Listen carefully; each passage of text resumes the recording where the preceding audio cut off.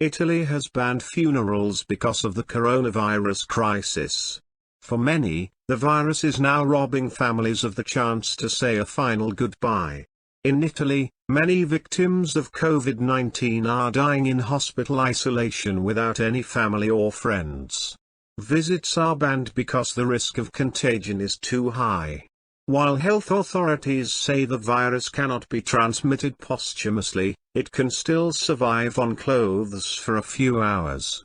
This means corpses are being sealed away immediately. So many families ask us if they can see the body one last time. But it's forbidden, says Massimo Mancastroppa, an undertaker in Cremona. In this unprecedented situation, undertakers are suddenly finding themselves acting as replacement families, replacement friends, even replacement priests. People close to those who die from the virus will often be in quarantine themselves. In this time of virus, undertakers are often forced to meet grieving families either side of a closed door. Relatives still try to pass on handwritten notes, family heirlooms, drawings and poems in the hope they will be buried alongside their mother or father, brother or sister, son or daughter. But not one of these things will be put in the coffins.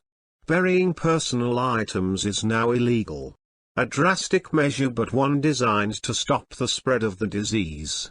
If someone dies at home, undertakers are still allowed inside, but they have to come in wearing full protective gear, glasses, masks, gloves, coats. It is a deeply distressing sight for someone who's just seen a loved one die. But many undertakers are now in quarantine themselves. Some have had to close their business. A big worry is that those who handle the dead don't have sufficient masks or gloves. An emergency national law has now banned funeral services in Italy to prevent the spread of the virus. This is unprecedented for a country with such strong Roman Catholic values. Italy's mortuary industry is overwhelmed and the number of dead keeps rising. Italy's mortuary industry is overwhelmed and the number of dead keeps rising.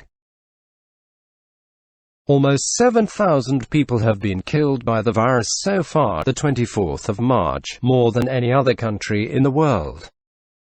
Hospital morgues in northern Italy are inundated.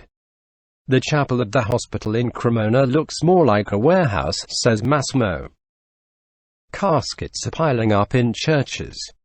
In Bergamo, which has the highest number of cases in Italy, the military has had to step in because the city's cemeteries are now full. One night last week, locals watched in silence as a convoy of army trucks slowly drove more than 70 coffins through the streets. Each one contained the body of a friend or neighbor being taken to a nearby city to be cremated.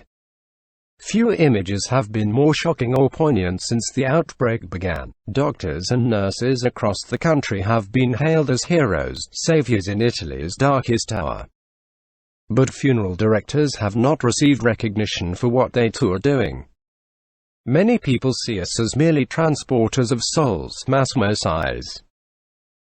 He says many Italians look at their work in the way they view that of Charon, the sinister mythological ferryman of the underworld who carries the souls of the newly deceased across a river dividing the world of the living from the world of the dead. A thankless and unthinking task in the eyes of many. But at the moment there is no sunshine in sight. And although all pray for it, no one knows exactly when everything will indeed be okay once again.